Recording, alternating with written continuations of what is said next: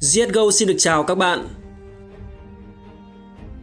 Hải quân Hoàng gia là đơn vị lâu đời nhất trong lực lượng vũ trang Vương quốc Anh.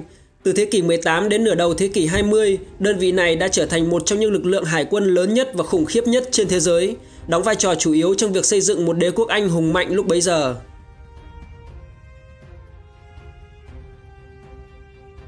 Giai đoạn Chiến tranh Thế giới 2, Hải quân Hoàng gia Anh có khoảng 900 tàu hoạt động. Trong số này chúng ta không thể không nhắc đến Hải đội tuần dương thiết giáp. Đây là một trong những hạm đội khét tiếng mà soái hạm một thời của nó chính là chiếc tàu chiến tuần dương HMS Hood huyền thoại. Cái tên Hood được đặt theo tên của Samuel Hood, là một vị đô đốc lừng danh hồi thế kỷ 18. Nó là chiếc tàu chiến tuần dương cuối cùng và được xem là niềm tự hào của Hải quân Hoàng gia trong giai đoạn giữa hai cuộc đại chiến thế giới và trong giai đoạn đầu của cuộc đại chiến thế giới lần thứ hai. Là một trong số 4 tàu chiến tuần dương thuộc lớp Admiral được đặt hàng vào giữa năm 1916 trong kế hoạch chiến tranh khẩn cấp, thiết kế của Hood đã được sửa đổi đáng kể nhờ những bài học rút ra sau trận Jutland, được cho là trận hải chiến lớn nhất trong Thế chiến 1 mà chúng ta sẽ nói chi tiết ở nửa sau của video này. Năm 1918, chiến hạm HMS Hood được hạ thủy. Nó gia nhập biên chế hải quân từ năm 1920 và trở thành niềm tự hào thể hiện sức mạnh của người Anh nhờ kết hợp mạnh mẽ giữa tàu chiến và tàu tuần dương hạng nặng. Tính từ năm 1918, nó đã nhận được danh hiệu chiến hạm lớn nhất thế giới trong 7 năm và chiến hạm lớn nhất ở Anh trong 10 năm. Điều quan trọng nhất đối với một tàu chiến chính là hỏa lực của nó.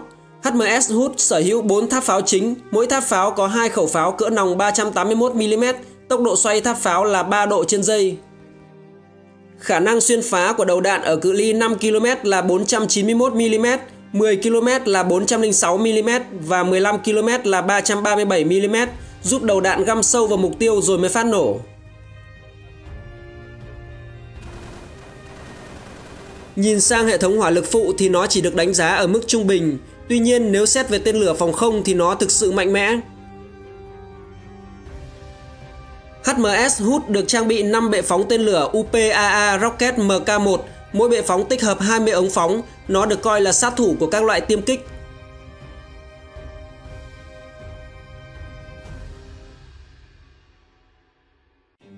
Sở hữu một thế mạnh không thể không nhắc đến của một tuần dương hạm, đó chính là tốc độ. Hood là một trong những tàu chiến nhanh nhất lúc bấy giờ với vận tốc lên đến 31 hải lý một giờ, nó tương đương với 57 km/h. Tuy nhiên, thân tàu hẹp đã tạo ra một bán kính quay tròn lớn. Điều này khiến cho việc lái tàu đòi hỏi kinh nghiệm hơn. Muốn bẻ lái cua gấp thì thủy thủ cần phải có kỹ thuật tốt. Mặc dù vậy, nếu biết tận dụng khả năng cơ động của nó sẽ giúp thủy thủ đoàn xử lý tốt trong một số cuộc chiến ở khoảng cách trung bình. Lớp thiết giáp cũng được bao phủ gần như toàn bộ chiến hạm, gồm phần trung tâm, phần khung sườn, phủ đầy đủ lên cả tháp pháo chính và tháp điều khiển. Ngoài ra, nó còn được thiết kế lớp thiết giáp có độ dốc giúp các đầu đạn dễ bị trượt đi thay vì găm sâu và phát nổ trên thân tàu. Việc được kết hợp mạnh mẽ giữa tàu chiến và tàu tuần dương hạm hạng nặng giúp Hood trở nên vượt trội trong việc tiêu diệt tàu tuần dương của kẻ thù và rất cơ động khi đối đầu với tàu chiến, đặc biệt là ở khoảng cách ưa thích là từ 10 đến 15 km.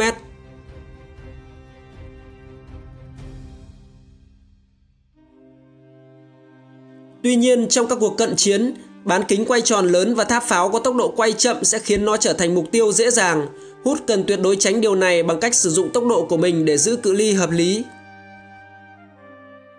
Người Anh hy vọng rằng chiến hạm HMS Hood sẽ giúp họ vẽ lại lịch sử trên khắp các đại dương, đặc biệt là vùng biển Đại Tây Dương với những kẻ thù truyền kiếp. Và thực tế câu chuyện diễn ra như thế nào? Xin mời các bạn chúng ta hãy tiếp tục cùng nhau nghiên cứu.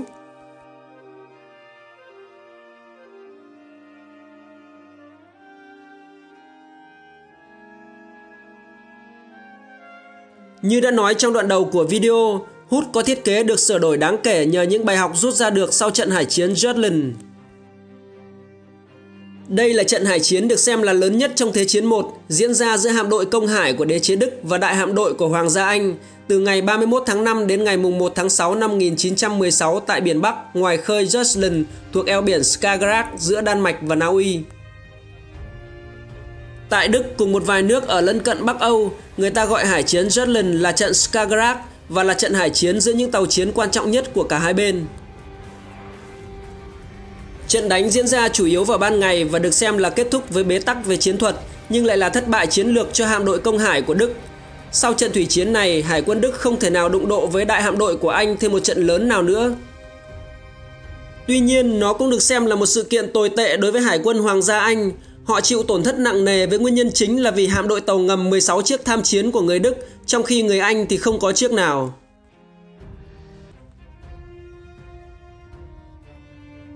Tuy nhiên, theo đánh giá của cộng đồng mạng, nếu một trong hai bên mà thuê được thuyền trưởng Jack Sparrow và tàu Ngọc Trai Đen trong trận đánh này thì hoàn toàn chưa thể khẳng định diễn biến chiến sự sẽ đi theo chiều hướng nào.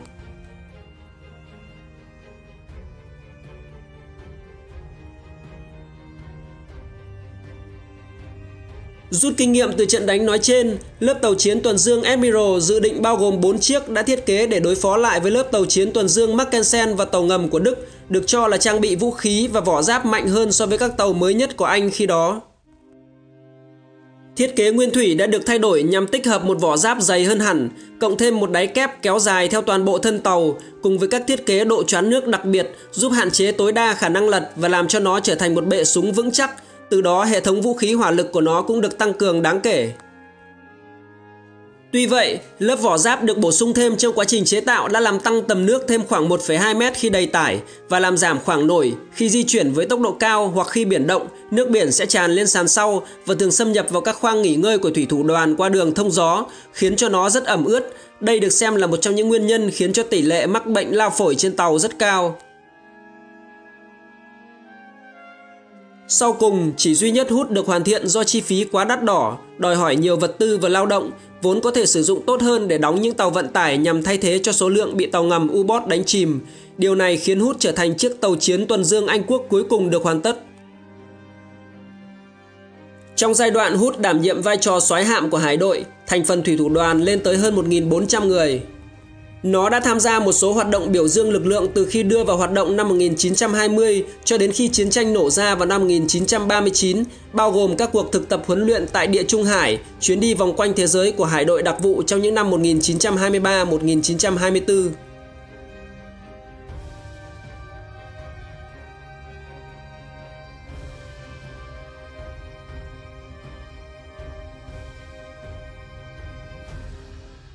Hood được phái đến Địa Trung Hải khi nổ ra cuộc chiến tranh giữa Ý và Abyssinia lần thứ hai, và khi cuộc nội chiến Tây Ban Nha bùng phát, nó được chính thức biên chế vào hạm đội Địa Trung Hải cho đến khi phải quay về Anh để đại tu vào năm 1939. Vào lúc này, sự hữu dụng của Hood đã giảm do tiến bộ kỹ thuật về hải pháo. Vì vậy, nó được dự định tái cấu trúc vào năm 1941 để khắc phục những yếu điểm trên. Nhưng việc chiến tranh nổ ra quá gấp khiến người Anh đã phải tung nó vào tham chiến mà không được nâng cấp đầy đủ, chỉ kịp bổ sung một radar cảnh báo trên không loại 279 và một radar điều khiển hỏa lực loại 284. Đáng tiếc, radar kiểu 279 không có anten thu sóng. Vào tháng 5 năm 1941, thiết giáp hạm Bismarck và tàu tuần dương hạng nặng Prinz Eugen của Hải quân Đức lên đường tham gia chiến dịch tiến ra Đại Tây Dương nhằm tấn công các đoàn tàu vận tải của phe đồng minh. HMS Hood cùng thiết giáp hạm Prince of Wales và nhiều nhóm tàu chiến chủ lực của Anh đã được gửi đi tìm diệt những con tàu Đức. Lực lượng Hải quân Anh tính toán sẽ tấn công Bismarck và Prince Eugen vào khoảng 2 giờ sáng ở khu vực Bắc Cực, do họ rất có nhiều kinh nghiệm tác chiến vào ban đêm.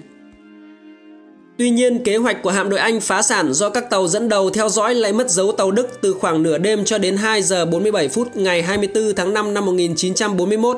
Hạm đội Anh buộc phải phân tán lực lượng cho các chiến hạm của mình tách ra để truy tìm lực lượng Đức. Đến gần sáng, một cơ duyên đã giúp cho Hood gặp Bismarck. Tuy nhiên, hướng tiếp cận lại là song song cùng chiều. Điều này làm gia tăng đáng kể thời gian mà sàn tàu yếu kém của Hood bị phơi ra trước đạn pháo bắn tới từ Bismarck.